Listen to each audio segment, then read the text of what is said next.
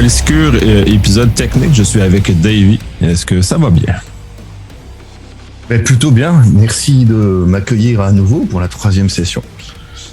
Oui, puis là, cette fois-ci, on va parler plus de la surveillance, monitoring, observabilité, qui pense comme ça, un mot traduit direct de l'anglais, et traçabilité, qui sont des volets très importants en info nuagique, dans ce cas-ci dans AWS, comment on les peut les utiliser, comment ils peuvent nous servir et à quel point c'est essentiellement fondamental comme élément important qu'on doit mettre en œuvre.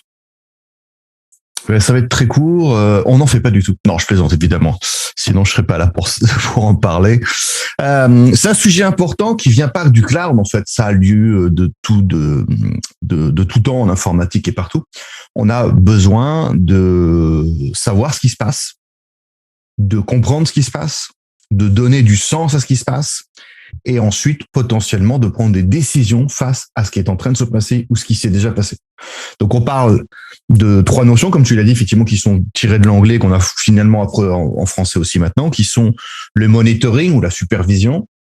Le monitoring et la supervision, c'est collecter des métriques, littéralement, c'est collecter vraiment des valeurs, des indicateurs spécifiques, unitaires, très précis, qui en eux-mêmes ne nous apportent pas grand-chose tout de suite. On va voir comment s'en servir. On a l'observabilité. L'observabilité, c'est relier plusieurs de ces éléments ensemble et regarder les impacts. Par exemple, si je prends un exemple très courant, tu changes une règle de firewall quelque part et que cette règle de firewall concerne une centaine de machines, il est évident que j'ai un effet de bord. Et l'observabilité, c'est comprendre que si une personne change cet élément-là, ça impacte potentiellement une grosse volumétrie. Et bon, ça me permet de comprendre, par exemple, pourquoi j'ai plein de tickets de support sur ces machines d'un seul coup. Parce qu'on a changé la règle. Et la traçabilité, c'est être capable justement de refaire tout le chemin complet, y compris dans des environnements où on manque de repères. Et on verra un petit peu plus tard dans notre session comment on va utiliser ça, par exemple, dans des environnements type serverless, où, comme on le dit souvent, en serverless, le réseau, il n'y en a plus. On n'est plus sur des flux réseau classiques qu'on peut surveiller avec des portes, je te laisse passer, je te laisse plus passer. Dans du serverless, il n'y a pas de règle de firewall, il n'y a pas ce genre de choses-là, il n'y a pas de répartition de réseau. On parle d'API en API en API, y compris avec des schémas très complexes. Et donc, on a besoin d'outils qui nous permettent d'avoir la trace complète en environnement serverless et pourquoi pas, évidemment, en dehors même des environnements serverless et même, pourquoi pas aussi, en dehors des clouds publics, puisqu'il existe aujourd'hui pour l'écrasante majorité des clients, des clouds qui sont mixtes, qui sont à la fois on-premises, privés, et publics, ou alors voire même mixte multi-cloud. Donc, bien entendu, même si mon domaine de compétence est AWS, il y a énormément de sujets qu'on va voir aujourd'hui qui sont tout à fait, complètement, totalement transposables sur Azure, sur Google ou sur quelque autre cloud public que vous souhaiteriez utiliser, bien sûr dans la mesure où ce cloud fournit, on va dire, des éléments communs de sécurité conformes minimum. Ce qui est à ma connaissance à peu près le cas chez tout le monde. C'est à peu près le sujet où on rigole pas trop avec. Et on va commencer donc par le monitoring et les premiers éléments dont je vais citer ici qui est très important et que, alors petite anecdote, j'ai pu le vérifier il y a 2 jours avec un collègue qui est chez un client, que il s'est aperçu en fait, il vient de se former. C'est un collègue qui va devenir formateur. Il a voulu mettre en pratique ce qu'il venait d'apprendre et le premier truc qu'il a été vérifié dans sa boîte, c'est est-ce qu'il y avait des tags. Et il est arrivé, il m'a dit, tu sais quoi, il y a 0 tag chez nous. Je fais, voilà, tu sais quoi faire. Les tags, qu'est-ce que c'est? Les tags, c'est des attributs textuels. Tag, une étiquette totalement volatile, totalement abstrait que moi je crée, qui me permet d'identifier une ressource du cloud, par exemple, à une organisation qui m'est propre et qu'Amazon est incapable, par exemple, de refaire elle-même. Le premier usage le plus commun des tags auquel ça fait, disons, le premier qui fait sens, souvent, c'est la facturation. Je mets au défi un quelconque client qui nous écouterait de gérer 1 mois de facture de son architecture sans tag et d'être capable de me comprendre la facturation d'Amazon. Il y en a qui ont essayé. Bonne chance. C'est effectivement très important. C'est les premiers qui lèvent. Et ça l'amène sur le volet de refacturation interne, qui consomme quoi. Fait que là, on est capable, pour les entreprises qui n'ont pas cette capacité présentement, de surveiller la consommation des services parce que sur site, on n'a pas cette capacité-là. En tout cas, on s'intéresse peu, mais là, en infonuagique, c'est très important parce que les coûts associés ou la surprise des coûts associés doit être reliée à une personne ou à un groupe de personnes qui devront payer ces coûts-là. Comme tu le dis, oui, c'est la surprise de la facture. Je l'ai eu plusieurs fois chez des clients. Cette surprise n'est pas bien passée. En disant, bah oui, mais le cloud, c'est pay as you go. Et le pay as you go, c'est pas une plaisanterie, c'est pas un mythe. C'est réel. Chaque seconde qui passe, vous êtes facturé. Chaque ressource que vous avez allouée, même si c'est pour ne rien en faire, vous est facturé. Et à la fin du mois, Amazon ne va pas vous dire, allez, c'est pour moi, ça me fait plaisir, je vous l'offre. Non, ils vont vous le dire, bah, faut payer. Vous payez globalement. Et ensuite, comme tu l'as dit, on va répartir en interne les responsabilités en disant tel projet a dépensé de temps ou on essaye de savoir. Et sans les tags, c'est impossible. Donc les tags, c'est avant tout souvent des tags de suivi financier. D'ailleurs, chez AWS, il existe ce qu'on appelle des cost allocation tags, donc des tâches d'allocation de coûts, des tags plutôt, d'allocation de coûts, excusez-moi, qu'on va attribuer, qualifier exprès pour ça. Ça veut dire qu'on pourra avoir d'autres tags qui seront peut-être des tags de ownership, donc de propriété, de responsabilité, qui là seront peut-être des tags qui vous permettront de savoir qui est responsable des décisions stratégiques, financières, bien sûr, mais aussi d'architecture, de haute disponibilité, de résilience. Et puis, je peux avoir des tags de cycle de vie, un tag de développement, un tag de production, un tag de QA. Donc, imaginez que vous ayez des tags de non-numéro de version, de cycle de vie, d'appartenance à des applications spécifiques avec le nom de l'appli, d'appartenance à des systèmes de clustering. Comme ça nous permettrait d'avoir vraiment un filtrage très poussé. Moi, je dis aux clients, moi, je voudrais avoir la facturation, par exemple, de la version 7.2 de leur application. OK, c'est possible. Filtre, version. Je pourrais avoir ensuite un tag de cycle de vie parce que je voudrais la facturation du développement de toute l'appli. OK. Et si maintenant tu voulais la facture du développement de la 7.2, bah à partir du moment où j'ai tous les tags, je peux filtrer. Et donc, bien sûr, oui, je ne l'ai pas dit clairement, mais là on va l'expliciter. Ces tags sont des métadatas des objets et des ressources d'Amazon qu'on peut bien sûr utiliser pour filtrer nos résultats. Ça veut dire que ces tags vont pouvoir me servir aussi. On revient sur le sujet qu'on a parlé la dernière fois avec IAM pour mettre des policies IAM basées sur les tags. Par exemple, ça permettrait qu'aux équipes de dev de pouvoir utiliser des ressources si elles ont le tag du développement. Voire que des ressources créées par une personne possèdent le tag du nom de la personne carrément. Ce qui nous permet comme ça d'affiner aussi les permissions par ces tags. Donc vous voyez que les tags, ça nous sert à la fois à trouver des repères pour la facturation, pour l'organisation, pour la structuration. Mais ça nous permet aussi d'exploiter. Et ces tags d'exploitation, j'en aurais besoin. Alors je vous donne un exemple d'un tag très connu chez Amazon. On l'appelle ça le Stopinator. Donc le Stopinator, c'est un tag où on dit Stopinator, yes. Et on fait une tâche planifiée tous les soirs qui dit à 9h, si Stopinator, yes, alors stop la machine. Et c'est comme ça qu'on fait des économies. Alors, ce qui est très drôle, c'est qu'on est en 2022 qu'on explique encore ça à nos clients aujourd'hui. Mais bon, c'est pas grave, on le dit, on le fait. J'ai souvent des clients qui disent, ouais, mais le lendemain matin, faut les rallumer. Alors, je vais d'abord faire l'économie qu'on a fait dans la nuit, tu vas rigoler. Et ensuite, on fait quoi? On refait une tâche planifiée le lendemain matin et on dit, si statut éteint, rallumé. C'est tout. Et l'automatisation, bien sûr, elle est là, elle nous aide. Et donc, ces tags nous aident. Alors, il y a même des services qui nous imposeront des tags. Par exemple, un service comme l'Inspector pour faire nos tests de vulnérabilité nécessitera qu'on puisse traquer quelle cible de vulnérabilité on cherche à aller tester. Si par exemple, vous avez détecté via l'Inspector que vous avez une mise à jour qui vous manque sur Windows, c'est souvent sur Windows, les mises à jour qui nous manquent. Je plaisante évidemment. Quoique. Donc, imaginons qu'on a des machines cibles, on va avoir un tag avec la version de Windows qui sera indiquée directement dans les tags. Et chez Amazon, on a jusqu'à 50 tags par objet, ce qui vous laisse de la place. Alors personnellement, j'ai connu une époque où on n'en avait que 10. Et c'est pour ça qu'Amazon tolérait qu'on fasse des tags clés multivaleurs. Parce que normalement, un tag, c'est une clé, une valeur. Mais aujourd'hui, on supporte les tags multivaleurs. Je vais vous donner un exemple de multivaleur. On pourrait avoir une clé PCI DSS, valeur yes. Une autre clé ISO, valeur yes. Comme on peut faire une clé compliance, valeur PCI DSS, virgule ISO, virgule GDPR, virgule, etc., etc. Donc, on pourrait comme ça avoir des claques de tags qu'on peut même optimiser, qui nous permettraient de cumuler. Et vous savez quoi, à 50 tags, moi, j'ai des clients qui commencent à saturer aujourd'hui. Parce qu'on arrive justement à cartographier tous ces éléments-là. Pour vous donner un élément supplémentaire d'importance, Spotify a écrit un article il y a 5 ans en disant « Le cloud, c'est génial, mais on s'en sort plus, c'est le foutoir ». Et leur problème, c'était ça. C'est-à-dire ils avaient sous-estimé le besoin de mettre des tags. Et à un moment donné, dans une culture très, très DevOps, avec des micro-itérations de très petite taille, bah, ça leur a généré des micrologs, des micros-événements, des micros-alarmes, des micro-factures. Et ils avaient un foisonnement et une très grosse difficulté à cartographier les éléments. Donc vraiment, c'est mon conseil premier, je le fais chez tous les clients, je dis, un des premiers éléments que vous faites, c'est prenez des nomenclatures, éditez une nomenclature de tags, mettez-la en place. La bonne nouvelle pour vous, c'est que pour tous les clients qui sont sur du brownfield, c'est-à-dire qui migrent de l'existant, en fait, souvent, c'est des choses qui ont déjà été faites il y a très longtemps chez vous, que vous utilisez de façon presque machinale sans vous en rendre compte.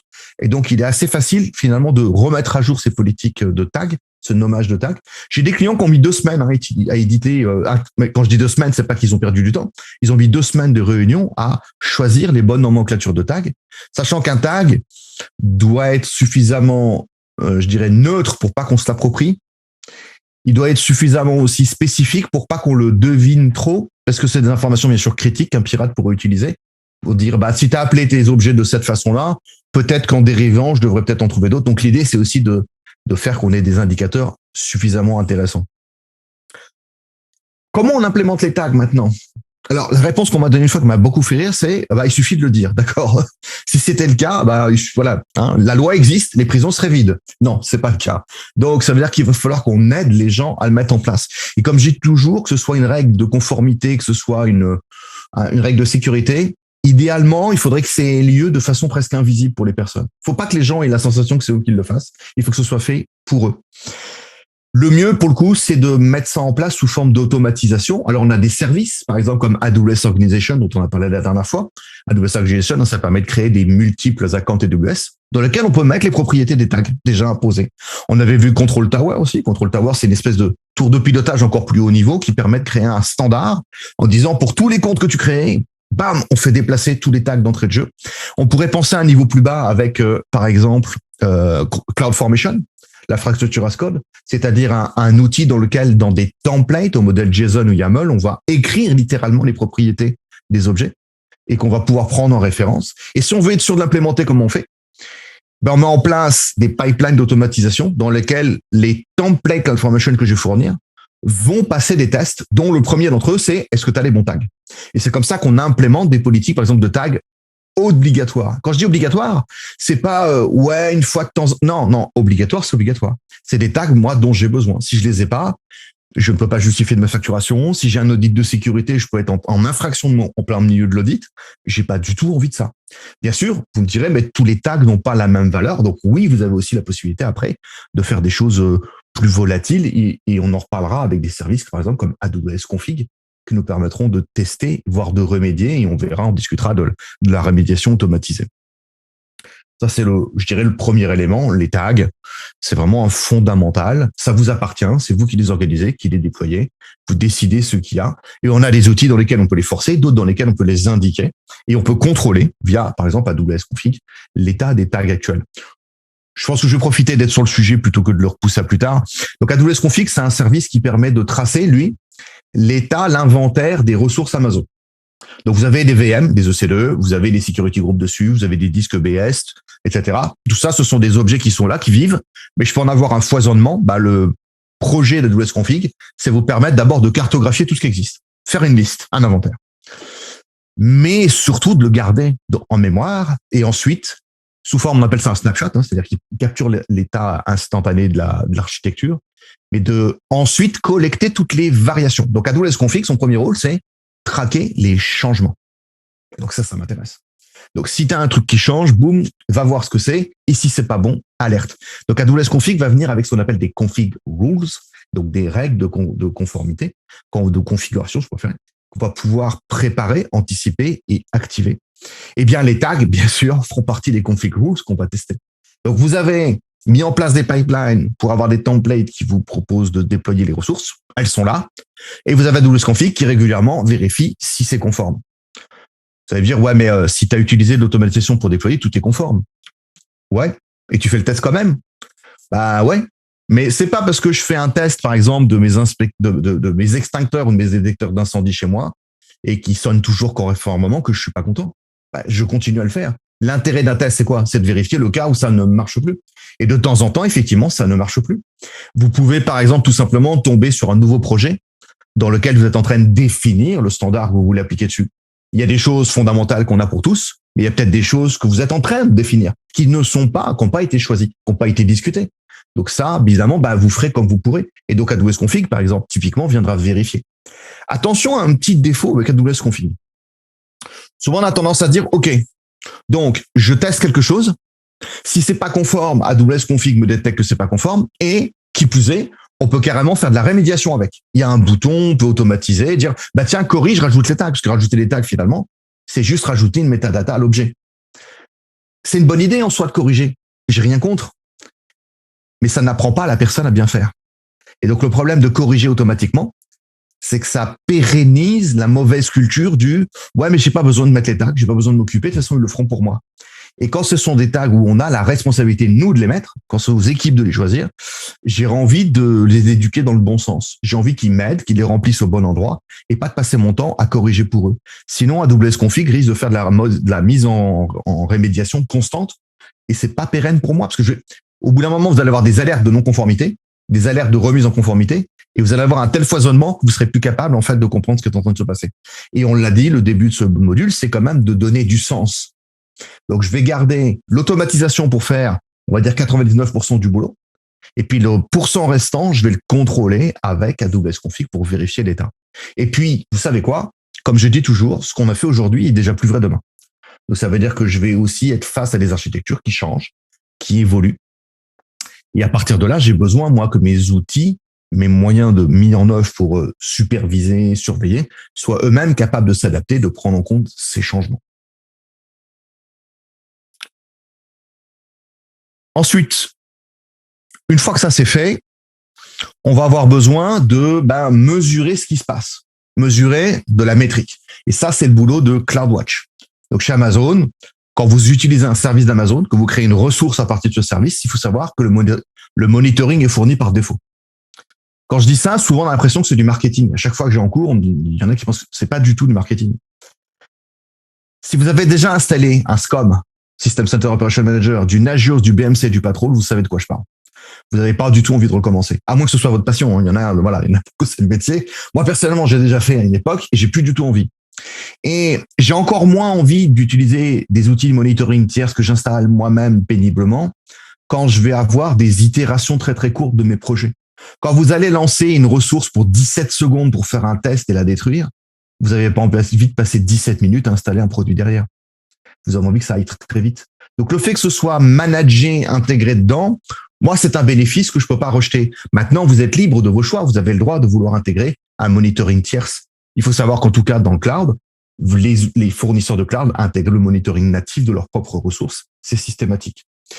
Maintenant, le monitoring de leurs propres ressources, ça veut dire qu'Amazon, comme Azure, comme Google, vont chacun à leur tour fournir des métriques qui font sens pour leur service. Et souvent, vous savez quoi? Les clients sont un peu surpris.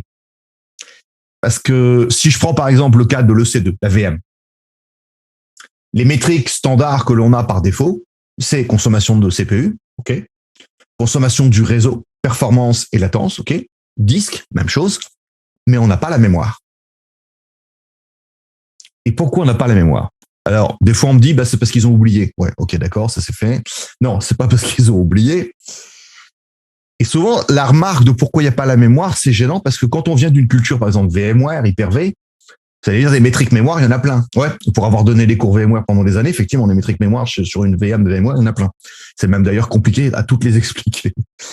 Mais ce qu'on oublie de dire, c'est que les métriques mémoire dans une VM chez VMware, on les récupère via un mouchard, un agent qu'on appelle les VMware Tools. C'est-à-dire qu'il faut comprendre que les métriques mémoire d'une machine, on ne peut les obtenir qu'en parlant au système d'exploitation et aux applis qui sont dedans. Et donc, pourquoi Amazon ne fournit pas d'agent par défaut? Parce qu'ils fournissent l'agent, mais pas par défaut. Ça s'appelle l'agent CloudWatch. Et c'est au client de décider de l'installer soi-même. Alors, bien sûr, vous pouvez fabriquer des AMI, des images de déploiement de machines qui contiennent déjà l'agent. Et là, ça y est, vous avez gagné du temps, c'est fait. Comme vous pouvez décider de l'installer à la volée par des mécanismes de déploiement post-installation. À vous de voir. En tout cas, l'intérêt, c'est de comprendre qu'il est possible d'aller collecter des métriques, mais qu'elles ne sont pas toutes là par défaut. Alors, la métrique matérielle, c'est intéressant, hein, CPU, mémoire, disque, tout ça, c'est bien. Mais ce qu'il arrive souvent, c'est que mes clients disent, ouais, ben, si j'ai un outil de monitoring, j'ai pas envie d'en avoir 50. Et je comprends, je suis pareil. Imaginez que vous avez 12 000 EC2 à mesurer, que vous avez, je sais pas, 45 applications, 34 bases de données. Vous n'avez pas envie d'envoyer ça dans 3 outils de monitoring différents. Si en plus vous faites ça sur du cloud transversal avec d'autres outils, l'idéal, c'est de centraliser pour pouvoir avoir tous les éléments de la compréhension à un seul endroit pour vous aider à gérer. Surtout sur des grosses architectures. Donc, idéalement, je voudrais pouvoir mesurer aussi des comportements de mon application, on va dire de mon code, au sein de mes machines, de mes conteneurs ou autres, via les services d'Amazon. Et donc ça, c'est ce qu'on appelle des métriques custom dans CloudWatch, c'est-à-dire que la possibilité, Amazon vous propose la possibilité d'aller collecter la donnée qui fait sens dans votre application sous forme de log et de l'absorber dans une partie de CloudWatch qu'on appelle CloudWatch Logs, qui est en fait une version plus primaire encore, dans laquelle il n'y a pas de métrique par défaut, celle-ci. Donc CloudWatch Logs, vous allez collecter les logs, par exemple, de votre serveur web sur votre EC2, via un stream de log. Il y a un agent CloudWatch Logs qui envoie ce stream de log dans un log group. Le log group, en fait, c'est l'agrégation de tous les logs de tous vos serveurs web qui participent à votre site web. Ça fait sens de les remettre ensemble. Et vous allez me dire, après, ces logs, on en fait quoi? Ces logs, le but ici, c'est de faire du monitoring, c'est-à-dire de mesurer quelque chose de précis. Ce quelque chose de précis, d'ailleurs, moi, mon log, il contient plein de choses dedans. Donc, comment je fais pour être précis? Eh bien, on ajoute à ça ce qu'on appelle un filtre. Donc, on crée une pattern de détection de caractères. Ici, par exemple, erreur 404. Je vais créer un filtre où je cherche le mot error 404. Et puis, je vais lui dire, je crée maintenant une custom metric, une métrique personnalisée, basée sur le nombre d'itérations où apparaît cette erreur. Et l'intérêt, bien sûr, à partir de là, c'est d'être capable, bien sûr, de mesurer d'abord quelque chose qui est inhérent au comportement de mon application et non du service d'Amazon, que je peux relier, bien sûr, ensuite à d'autres comportements, peut-être au service d'Amazon, pour donner du sens. Et le monitoring n'a vraiment d'intérêt que si ensuite on peut s'en servir pour détecter. Détecter quoi? Des passages de seuil et d'être prévenu. C'est ce qu'on appelle faire des alarmes. C'est un autre fonctionnement de CloudWatch qu'on attend, bien sûr. Des alarmes CloudWatch. Donc, mesurer une métrique, définir un seuil, supérieur ou inférieur, hein, ça dépend de ce qu'on veut observer. Ça peut être un seuil ponctuel. Vous avez touché la valeur tout de suite et ça se déclenche. Ou alors, on peut bien sûr demander à ce qu'il y ait un nombre d'itérations précises qui soient réalisées avant que l'alarme se déclenche. Ça peut être bien sûr de façon à être plus prudent. Attention, évidemment, à définir des bons seuils. C'est pas toujours évident de trouver la bonne valeur. Si ça se déclenche trop tôt, ça ballotte. Si ça se déclenche trop tard, on passe des problèmes. C'est jamais évident de trouver. Et comme je dis souvent d'ailleurs à mes clients, je dis, vous savez, Amazon ne vous fera pas le boulot pour vous. C'est très empirique. Ce sera à vous de le tester, de valider qu'est-ce qui fait sens pour vous. Et puis ensuite, pourquoi pas, comme je suis prévenu que j'ai passé le seuil, l'idéal, c'est pas juste d'être alarme, il y a un problème. C'est de pouvoir engendrer, bien sûr, une réponse, une action en réponse à l'événement de façon à régler une problématique. Et c'est là où on comprend que le sujet du jour, qui paraît être assez basique, le monitoring, je mesure, c'est aussi la clé de l'automatisation. Moi, j'ai besoin, dans le cloud, que mes applis puissent vivre, y compris ce qui ne va pas. Et vivre ce qui ne va pas, ça veut dire préparer ces moments où ça va pas assez, ou pas bien, et être capable d'avoir des réponses déjà toutes préfaites. Mais je trouve ça très intéressant. Puis globalement, tu le soulèves comme point. Là, il n'y a pas de magie. C'est dans ce cas-ci, Amazon ne fera pas le travail à votre place. De mon expérience professionnelle, il est souvent arrivé dans des cas de monitoring ou de surveillance de sécurité ou des éléments comme ça, où les gens espéraient recevoir par magie un ensemble de règles, un ensemble d'éléments qui étaient faits.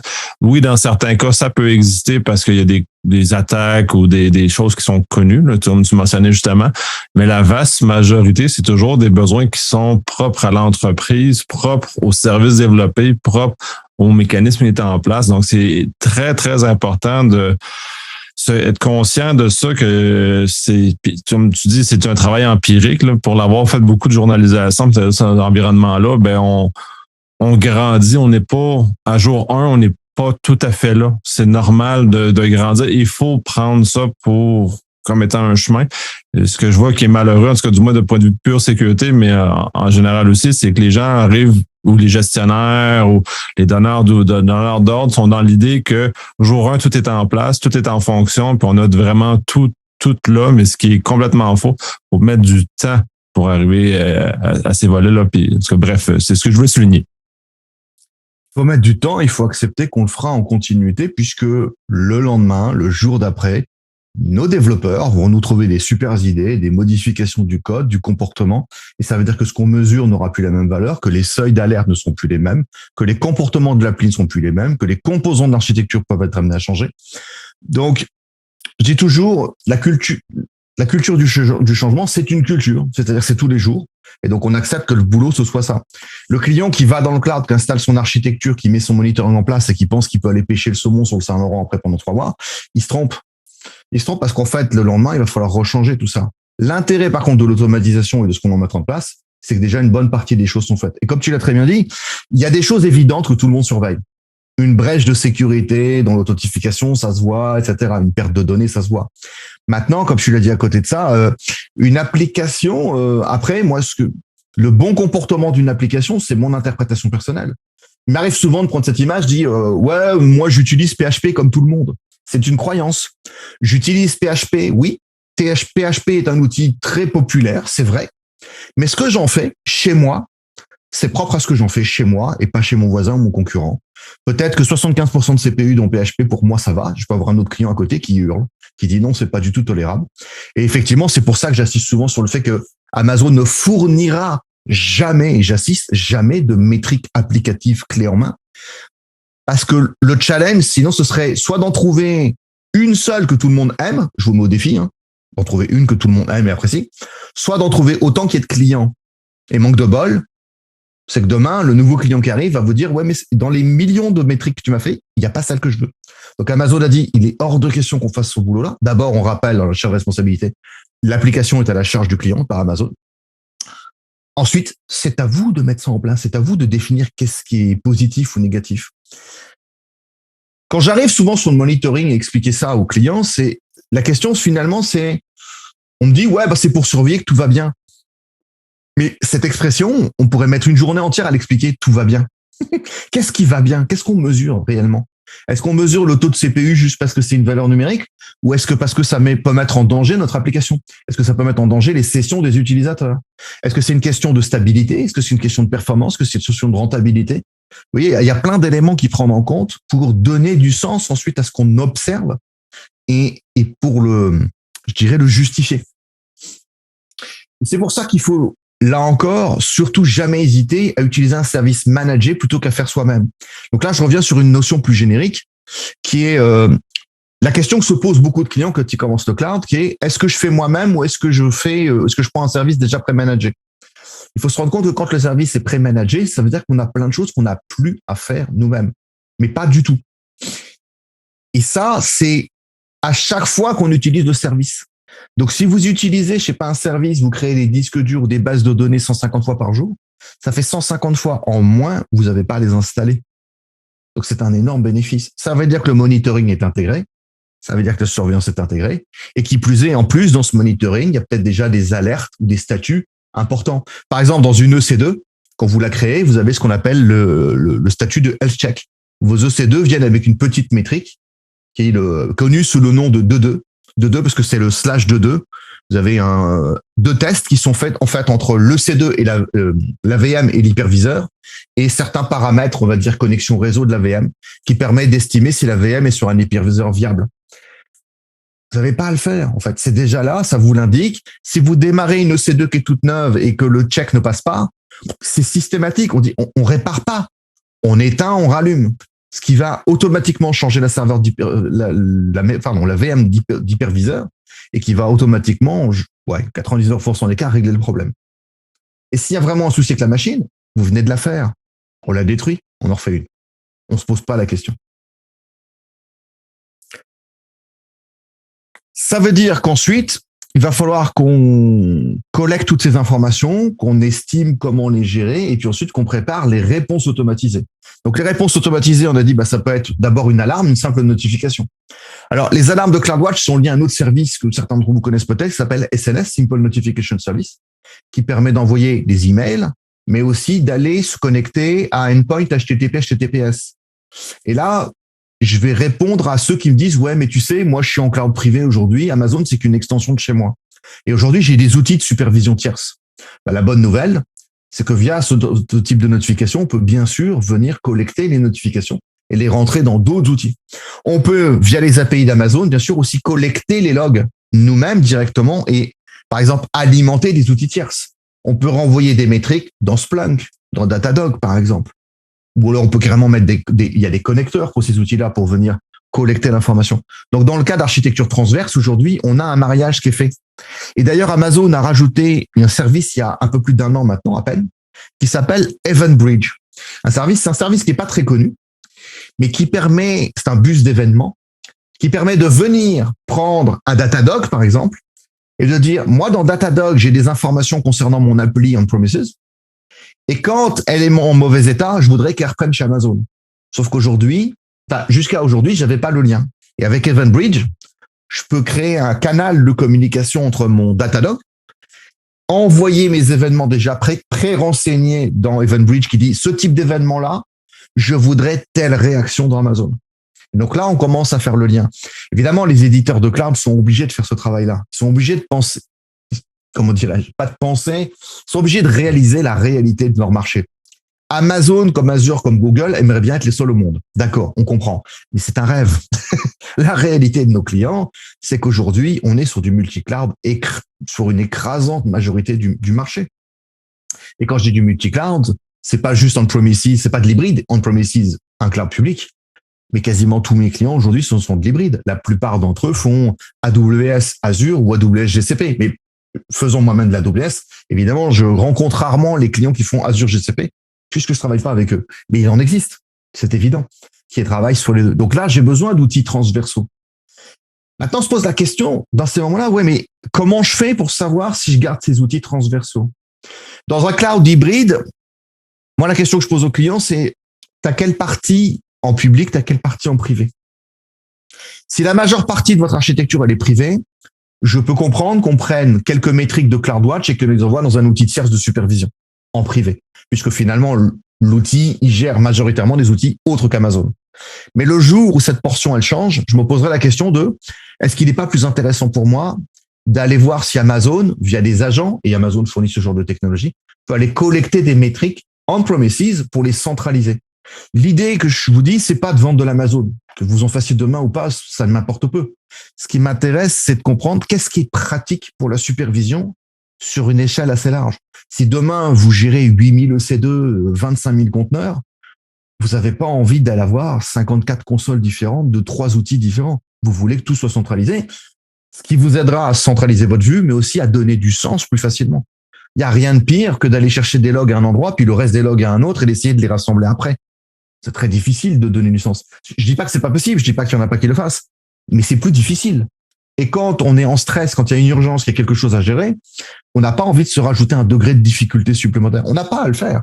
Donc, si je peux, je vais aller regarder si les outils du cloud sont adaptés à ça, me permettent. Et un truc comme EventBridge, typiquement, c'est ne pas faire le choix entre les deux. C'est la possibilité de dire, pour l'instant, je garde un mixte des deux, mais j'ai la possibilité, en tout cas, d'avoir, vous voyez, ces canaux de communication qui me disent, c'est possible d'interagir et de faire glisser le message pour qu'il soit lui-même bien capté et ensuite engendrer l'action, au même titre que si ça avait été une métrique interne. Oui, puis je vais en rajouter là-dessus, puis c'est d'ailleurs très important parce que ces événements hétérogènes-là sont plus existants que les gens en pensent. Puis quand on embarque dans des architectures de journalisation plus complexes, justement, on va aller bénéficier de ce type justement d'un point de vue central, que ce soit Amazon ou un autre, et c'est important d'avoir un central, mais les alertes ou les signaux qui sont générés, tout dépendant des systèmes, pour peu importe la raison, peuvent bénéficier de la connaissance ou de la granularité d'un outil défini qui ne fait remonter que l'information pertinente vers la console centrale. Donc, un premier filtre adapté. L'exemple que j'ai en ce type-là, c'est que Sentinel chez Azure est très bon pour gérer les données Azure au 365. Excellent pour ça. Pour le restant, c'est disons, discutable, ça dépend à qui on parle, mais c'est juste de gérer cet élément-là au lieu de ramener toutes les logs d'Azure dans AWS dans ce cas-ci, mais on fait juste ramener les alertes spécifiques qui nous amènent à ajouter énormément de valeur pour la surveillance complète que c'est. Mais les gens ont beaucoup de misère à admettre faut fédérer cette information-là et pas la faire vivre dans des consoles spécifiques. Puis là, on a des guerres religieuses qui émanent d'outils ou de fournisseurs, là. Et c'est compliqué parce que il y a des choix techniques, il y a des choix culturels, comme tu dis, le côté religieux, j'aime bien parce que c'est pareil. Il y a plein de sujets comme ça où il y a des partis pris qui sont plus culturels par habitude, t'es convaincu d'un outil que tu as utilisé des années, quand on propose autre chose, évidemment, il y a de la résistance. C'est souvent le cas, c'est normal. En même temps, c'est des outils métiers qu'on a utilisés, on leur fait confiance, on sait les utiliser, donc on a toujours des doutes. Mais effectivement, la réalité pour nous, pour les clients comme pour les fournisseurs de cloud, c'est que aujourd'hui, on essaie dans un environnement mixte, que les clouders n'ont pas la volonté complète, évidemment, de superviser les autres, bien que ce serait stratégiquement plus intelligent de leur part que de résister. Mais donc, on a à trouver quelle est la bonne solution. Aujourd'hui, je t'avoue que quand j'accompagne des clients sur ce genre de sujet, j'ai pas de solution parfaite. C'est très difficile. C'est difficile. Je vais d'abord, comment dirais, m'imprégner de la culture, voir ce que les équipes ont aujourd'hui comme outils. Si ces outils peuvent correspondre pour l'instant, on le fait. On l'utilise, ça ne dérange pas d'utiliser d'outils tierces jusqu'au moment où ça devient contre-intuitif, jusqu'au moment où on finirait peut-être par gagner mieux dans le cloud. Et dans le même sujet, on voit chez Amazon, par exemple, un début comme ça de perméabilité des outils tierces. Par exemple, dans le Security Hub, qui est un service de centralisation justement des outils de monitoring et de sécurité, on a toute une liste de services Amazon qui sont compatibles, mais on a une case outils tierces. Donc, ils commencent à ouvrir l'idée qu'ils puissent avoir des outils tierces qui viennent se greffer dessus. Et l'idée, c'est que faut pas que le client il ait à choisir, en fait. Si c'était malin, l'idée, c'est ça. C'est si tu as un outil qui te plaît, qui fait une supervision qu'on n'a pas nous, à défaut de te la proposer nous et de t'empêcher de le faire, il faut au moins qu'on puisse le faire. Et c'est pour ça qu'EventBridge, je vous assure que c'est un service, quand il est sorti, il n'a pas fait trop de bruit. J'ai plein de collègues qui n'ont pas compris l'intérêt. Moi, j'ai vu tout de suite, quand on fait de la supervision transversale, on voit l'intérêt. Comme tu dis, il y a plein de choses à relier. Je vais prendre un cas tout bête. Vous avez un compte qui est compromis, quelqu'un qui a fait des grosses bêtises ou qui a libéré des clés. Il faut que je puisse savoir jusqu'où ça va, y compris potentiellement par effet de bord dans d'autres cadres, dans d'autres environnements. Donc, il faut que je puisse voir la fluidité que ça a eu et quel est le niveau de pénétration que ça a eu dans mon architecture. Donc, ça va de soi que si je regarde dans des outils de supervision différents, je peux avoir beaucoup de mal à regarder cette traçabilité.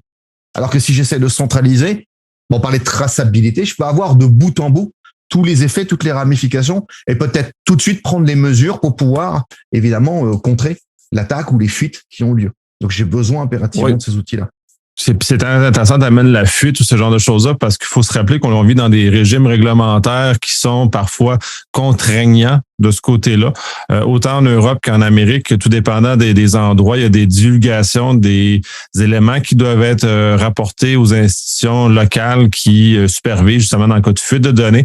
Parce qu'on n'est pas capable de ramener l'information qui est exigée par ces entités-là. On est dans un pétrin très sérieux, d'où toute l'importance d'avoir une bonne maîtrise puis une bonne centralisation de ces informations-là parce que pour l'avoir déjà vécu, de chercher a posteriori de reconstruire un événement qui a été mal journalisé ou de façon locale et pas centralisée, c'est très coûteux en temps et c'est très stressant pour l'organisation de vivre ce genre de régime-là. Et là, les patrons sont généralement pas très contents. Ce qui est le bon après, c'est que c'est facile de journaliser. Là, les projets démarrent tout seuls, mais le stress que ça génère pendant cette période-là d'absence elle est monumentale. Et puis, il peut y avoir des effets de bord en plus pendant ce temps-là. C'est-à-dire qu'on peut rater les choses. C'est comme quand tu as une alerte de sécurité autour d'un bâtiment, mais que tes équipes sont en train de se réorganiser pour faire le tour du bâtiment. Il peut se passer plein de choses pendant ce temps-là. Et on est responsable de ce qui se passe à cet endroit-là. Donc, il faut impérativement que nous, notre monitoring, il tienne la route, qu'il soit fiable, qu'on puisse retrouver les éléments. Il n'y a rien de pire pour nous qu'une zone sombre. Le petit coin qu'on a oublié, dans lequel le pirate va aller se glisser, puis il va attendre qu'on l'ait oublié. Et puis 2-3 mois après, il va se mettre à ressortir de la donnée ou à commencer à manipuler des choses, là, quand on l'avait oublié, qu'on ne l'a pas vu. Et ça, dans les architectures privées, moi, je l'ai très souvent connu. En fait, beaucoup d'architectes, je dis souvent, le cloud privé, c'est vivre dans un blockhouse. Vous savez, dans un gros truc en béton sur la plage pour se protéger. C'est très facile à sécuriser un blockhouse. Il y a une porte d'entrée, il y a les fentes pour tirer. Le cloud, c'est vivre sur la plage qui est devant le blockhouse. Et c'est plus du tout la même chose. C'est-à-dire qu'on a plein de zones d'exposition possibles et on peut plus se contenter de protéger juste la périphérie et de laisser faire. Donc là, on a besoin de monitorer tout ce qui se passe à l'intérieur pour être sûr de pouvoir détecter des comportements qui seraient problématiques.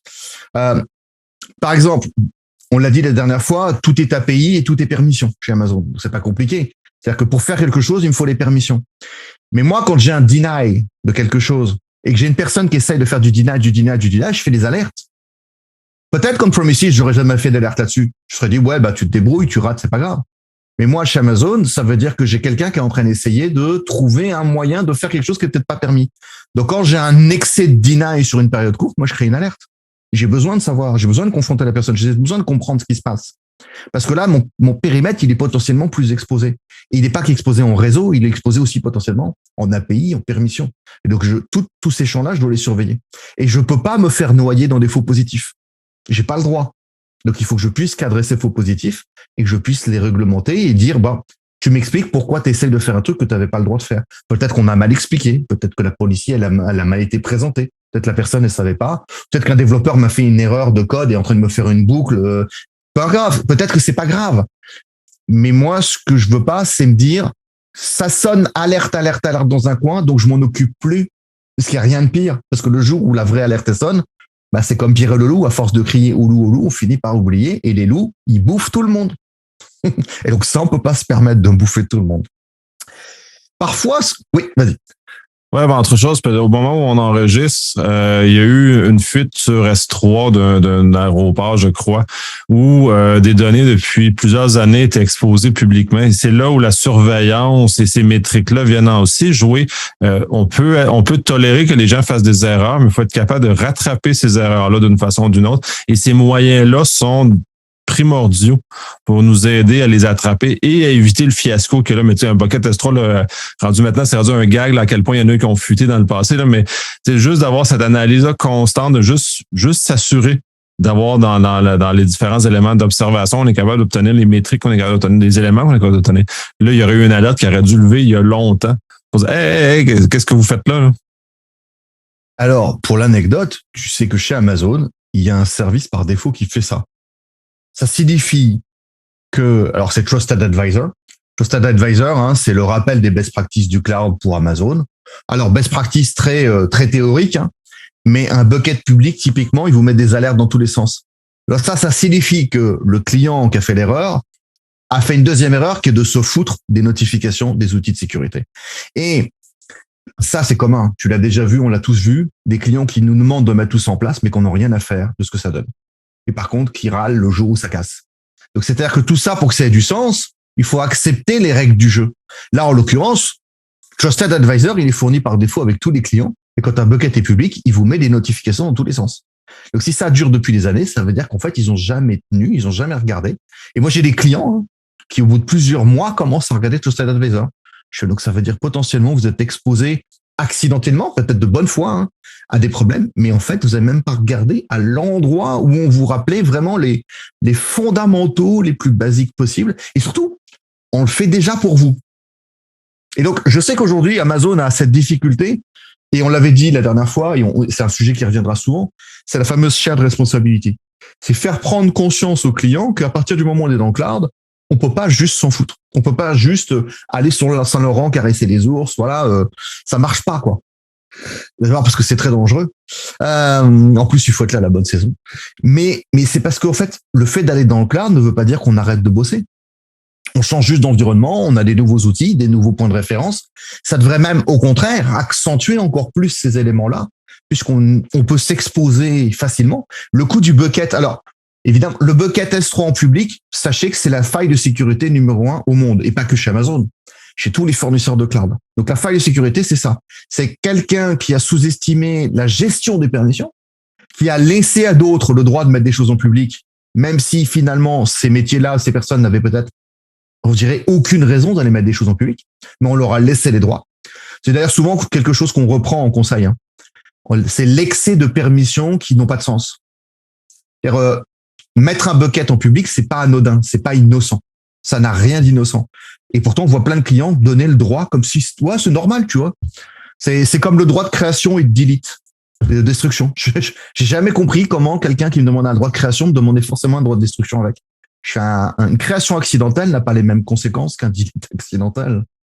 Donc on voit qu'en fait, les clients, là aussi, avaient par mauvaise habitude dans leurs environnements une gestion des permissions qui était un petit peu superficielle. Sauf que les conséquences sont là. C'est qu'on a un bucket en public avec des données accessibles et que c'est très grave. Ça peut coûter la vie de l'entreprise ou la vie des gens qui sont dedans. Parce que ça peut être des données personnelles qui peuvent être utilisées par des personnes très mal intentionnées. Et donc, ça peut aller très, très loin. Et ça veut dire aussi, on l'a dit, que donc le client a passé à la trappe, n'a pas souhaité regarder les notifications déjà fournies.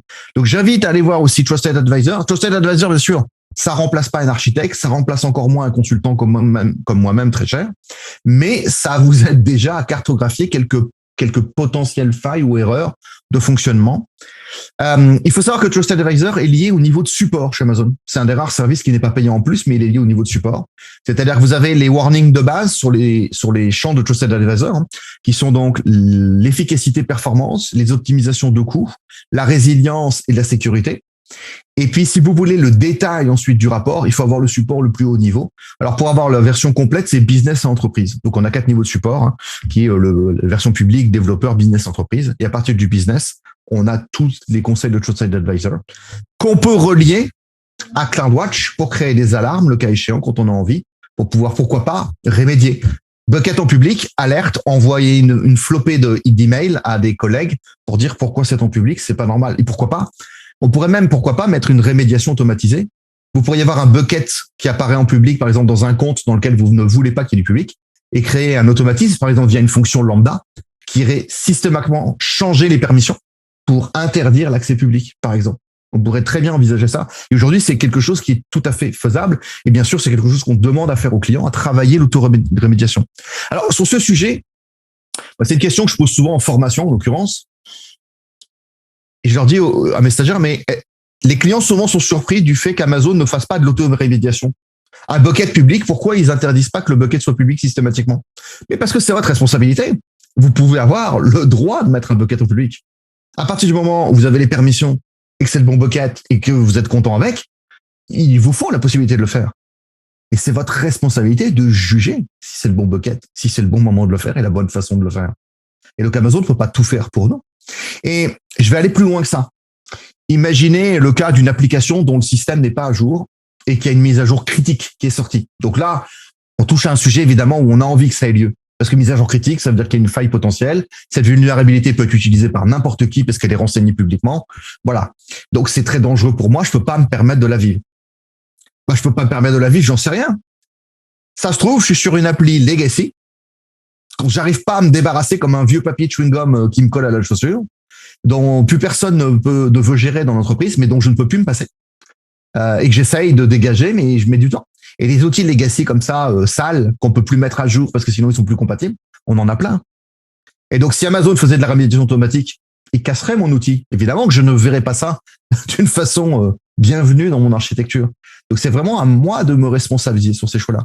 Il y a entre autres ça, puis il y a tout le volet d'intrusion d'Amazon dans nos affaires, parce qu'il faut se rappeler aussi que c'est un élément très important. Amazon n'est pas censé regarder nos affaires. C'est nos affaires, c'est notre terrain, c'est nos choses. Il faut aussi comprendre que si on autorisait Amazon à faire ça, donc Amazon serait capable d'accéder à nos machines, serait capable d'accéder à notre contenu, et ainsi de suite. C'est pas le modèle d'affaires. Il n'y a aucun cloudeur qui a ce modèle d'affaires-là. Donc, ils ne viendront jamais s'immiscer aussi loin, mais disons que dans nos choses, parce que, ils peuvent briser. Ça, c'est de point de vue fonctionnel.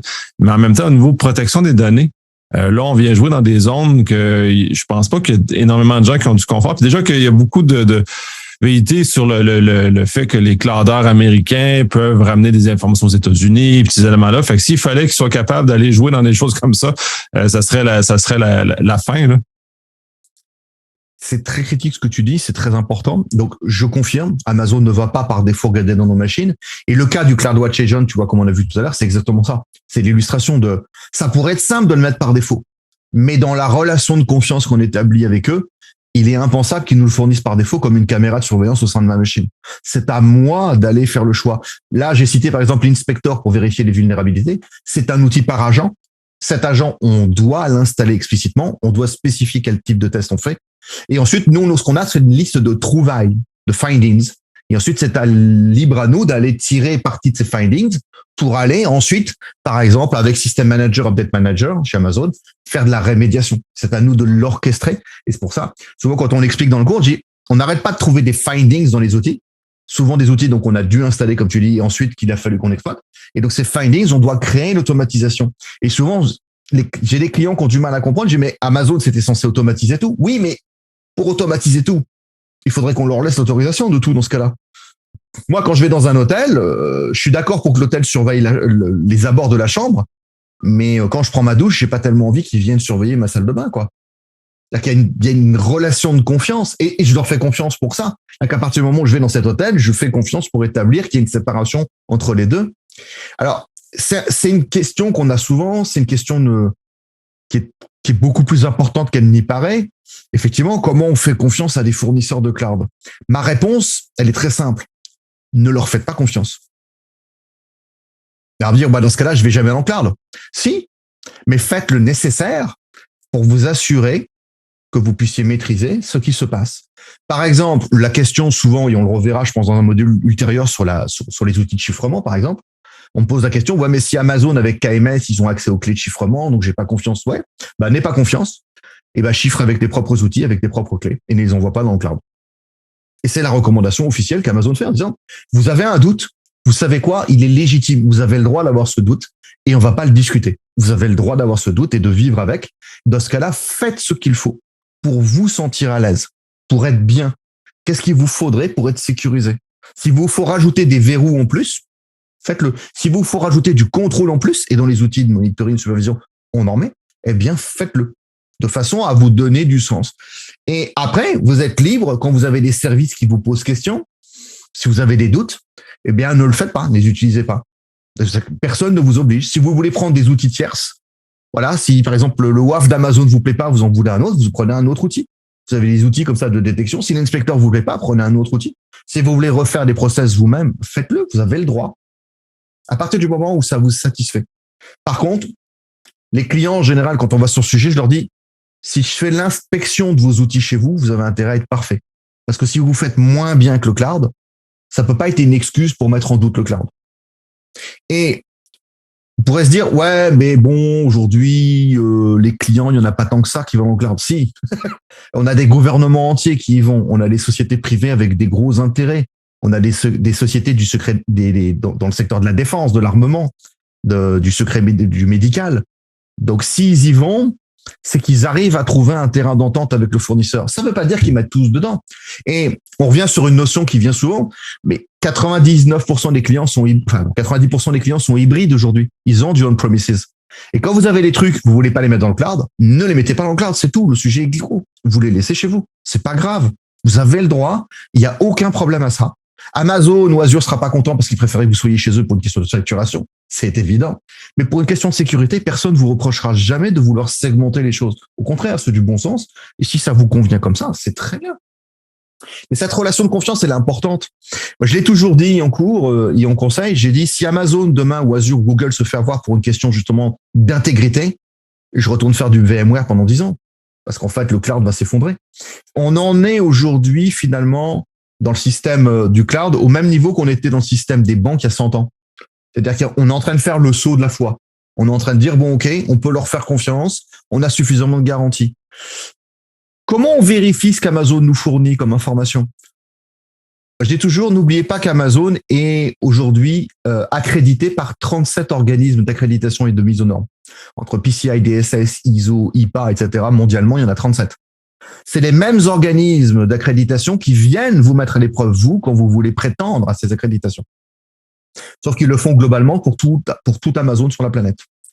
Quand moi, je veux faire de la mise en conformité, si je veux, par exemple, mon accréditation PCI DSS, je dois aller faire la demande chez PCI DSS, je dois remplir le cahier des charges, et ensuite, je vais chez AWS dans un service qui s'appelle AWS Artifact, qui permet de récupérer des rapports d'audit préécrits avec le nom de mon entreprise en tant que client, qui me permet de dire Amazon a fait ça. Et vous savez quoi? PCI DSS, ils ont déjà été vérifiés. C'est les seuls, pour l'anecdote, c'est les seules parties tierces qui sont autorisées chez Amazon à rentrer dans les data centers en dehors des employés d'AWS. C'est les seules personnes qui ont le droit et ils se baladent pas comme ils veulent, évidemment. Il faut qu'ils demandent à venir faire l'audit, etc. Et pensez à la place du fournisseur de cloud. Qu'est-ce qui est plus intéressant pour eux? De montrer qu'ils sont fiables en termes de confiance et de garder une distance avec vos données, ou en douce de la pirater au risque de se faire exposer et de perdre tout le business. Ils ont tout intérêt, en fait, à ce que vous fassiez confiance et vous continuez à être chez eux. Ils ont tout à y gagner parce que, je le dis toujours, un client qui n'a pas confiance, vous pouvez lui dire ce que vous voulez, il n'ira jamais dans le cloud. Jamais. À partir du moment où la confiance, elle est là, on discutera de comment on y va. Et puis comment ensuite on trouve le sens, comment on trouve les infos. Et donc ensuite, via les métriques fournies par Amazon, via les outils de surveillance, on les a. On a aussi dans les outils d'Amazon une autre partie qu'on appelle CloudWatch Event. Parfois, ce que je mesure, c'est pas des métriques, mais c'est des événements. Je vais vous donner un cas très concret. Moi, une de mes hantises, quand je vais chez un client, c'est que mon client s'amuse à décrocher les disques durs des machines virtuelles. Ce qu'on appelle les disques EBS. Parce que souvent, quand ils font ça, ils oublient de les raccrocher après. Et on se retrouve à la fin du mois avec des factures énormes de disques qui ne sont utilisés par personne. Donc, idéalement, je voudrais un système qui dit détacher un disque, c'est une action, c'est une API, en fait, c'est un appel d'API spécifique. Je voudrais créer une alarme dessus qui engendre une action. C'est CloudWatch Event. CloudWatch Event, l'événement, c'est décrocher le disque, qui est un call d'API standard pour Amazon. Je peux ensuite créer une alarme qui dit préviens-moi.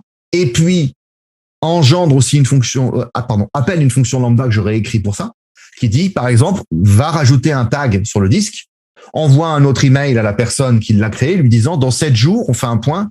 Si tu me réponds pas au bout de 8 jours, je le détruis. Et donc, comme ça me permet de préparer cette automatisation. C'est dans le sens de toutes les routines journalières que j'ai à faire, toutes les exploitations que j'ai envie de faire. Je peux avoir à la préparer sur cette façon-là où j'observe les changements, j'observe les éléments qui ont lieu et ensuite je peux relier ça à des actions. Il y a le log des logs chez Amazon, il s'appelle CloudTrail, donc ça c'est un élément important. Ce log CloudTrail, c'est le log de tous les appels d'API chez AWS. Donc ça fait partie des fondamentaux et qui est notre grande surprise, n'est pas activé par défaut. Donc voilà, ça fait partie là aussi des responsabilités des clients d'Amazon. Il faut savoir que quand vous arrivez dans un compte, CloudTrail est extrêmement important, mais il n'est pas actif par défaut. Pourquoi? Parce qu'il en tient de la responsabilité du client de le faire. Ensuite, il faut désigner un bucket S3 dans lequel le stocker qui engendre une facturation. Donc, c'est à un client de décider de le faire. Et puis ensuite, on a les best practices, comme souvent on préconise de le stocker dans un bucket qui soit à part, sécurisé, chiffré, avec de l'archivage, avec des protections en mode warm, write once, read many, par exemple, pour éviter l'effacement des données. Donc, ça fait partie des logs à utiliser qui sont vraiment centraux. Souvent, on a du mal à comprendre pourquoi. Chez Amazon, on flirte les 240 services aujourd'hui. Sur 240 services, il n'y en a qu'une trentaine qui ont un log dédié. Ça veut dire que vous avez 210 qui vont dans CloudTrail et que dans CloudTrail. Et donc, ça veut dire que dans ce log, je vais retrouver des informations que je ne peux retrouver nulle part ailleurs. Et donc, si vous voulez engendrer de l'automatisation sur certains services, vous n'avez pas d'autre choix que de puiser comme source d'information dans CloudTrail. D'ailleurs, comment on fait pour gérer de l'automatisation avec CloudTrail? Eh bien, tous les services d'Amazon qui fournissent un log, on peut soit l'envoyer dans S3 ou on peut l'envoyer dans CloudWatch Logs, lui aussi. Et donc ensuite créer des filtres, détecter des statuts et puis ensuite créer des interactions avec ce qui se passe dans CloudTrail. Donc vraiment CloudTrail, le log le plus important. Je préconise à tous mes clients, c'est le cadre, on l'avait vu avec la norme ASEA du standard canadien. On impose que ce soit fait systématiquement par défaut dans tous les comptes qu'on crée maintenant. Via Control Tower, par exemple, on peut mettre en place ce système-là très simplement en disant c'est fait et qu'est-ce qu'on fait? On ne donne aucune permission à personne dessus. Littéralement. On préconise qu'il n'y ait aucune permission sur CloudTrail pour ni modifier ni arrêter le service. Et on peut même créer des automates via des alarmes et CloudWatch et Lambda pour pouvoir automatiser, pourquoi pas, la remise en route du trail si quelqu'un essayait de l'arrêter, par exemple. Mais techniquement, on va enlever carrément le fait qu'on puisse faire cela, littéralement, pour éviter tout malentendu. Il va nous rester dans notre programme ensuite à identifier, pour gagner du sens, les outils de traçabilité au sens réseau et serverless. Je vais en citer deux ici qui nous aident aussi, qui sont à utiliser, qui sont X-Ray et AppMesh. Alors AppMesh, c'est pour pouvoir dépasser les limites de la surveillance réseau d'Amazon. Donc la surveillance réseau des VPC d'Amazon, c'est VPC Flowlog, sauf que VPC Flowlog ne sait pas rentrer dans les conteneurs. Donc si je veux avoir, par exemple, la cohérence réseau entre la présentation d'un service et sa consommation dans des conteneurs, il nous faut le service AppMesh, qui est un outil de cartographie complète jusqu'au conteneur. Et puis ensuite, on a besoin de X-Ray. X-Ray, lui, va m'intéresser quand vous êtes en pure serverless, parce que qui dit pure serverless dit plus de réseau, dit appel d'API vers appel d'API. Et quand vous avez un service qui est incarné par 17 calls d'API différents et que votre end user vous dit ah bah c'est lent, ça nous aide pas trop. Alors X-Ray, lui, va nous permettre de pouvoir une cartographie. Quand je vous dis cartographie, c'est vraiment comme un mapping avec des icônes qui sont reliées, avec des couleurs, pour pouvoir comprendre ce qui est en train de se passer avec les temps de latence, avec des codes d'erreur sous forme de couleurs, rouge ou violet, selon s'il y a un fail ou une latence excessive. Et ça va nous permettre comme ça de donner du sens. Et maintenant, X-Ray possède même la possibilité d'être relié à CloudTrail. C'est-à-dire de dire, en plus, pour ce service qui est problématique, voilà l'élément dans le log qui nous sert. Donc, on a de plus en plus dans les outils d'Amazon une intégration qui dépasse juste le constat, qui va jusqu'à nous aider à donner du sens et à comprendre ce qui se passe. Et alors, on le reverra plus tard dans d'autres modules, je pense que d'autres sessions qu'on reviendra faire sur les produits de sécurité d'Amazon. Mais on a ça avec l'Amazon Detective, par exemple, aujourd'hui, qui sont des outils qui carrément vont jusqu'à nous aider à identifier les root causes d'une problématique et à nous travailler l'analyse. Mais là, c'est très pertinent d'aller jusque-là. Les logs, c'est bien, collecter tout ça, c'est bien, mais comment on les exploite? Alors, si vous prenez CloudTrail, on a un outil de requête dedans. Mais souvent, on a besoin de faire des requêtes qui sont un peu plus que juste chercher 3 codes d'erreur. Des fois, on a besoin de faire de l'analyse plus poussée. Donc, on a, et bien sûr, chez Amazon et chez les fournisseurs de cloud, des outils d'analyse de données. On va retrouver, par exemple, en supervision de S3, Athena. Athena, c'est un service, en fait, c'est ce que j'appelle le cerveau d'S3. S3, de base, est complètement stupide. Il stocke la donnée et puis il vous dit « je lis », voilà. Mais Athena permettrait, par exemple, de prendre nos fichiers de log, d'aller créer une table d'indexation basée sur la structure de ce fichier de log et d'aller, via ce qu'on appelle un crawler, d'aller faire le tour de la donnée et puis de l'intégrer dans ce fichier, dans cette table pour pouvoir ensuite faire des requêtes en SQL dessus. Et donc, de pouvoir dire, tiens, mon log, je vais faire une requête plus poussée, plus travaillée. Je voudrais voir le nombre d'itérations de fail d'une tâche.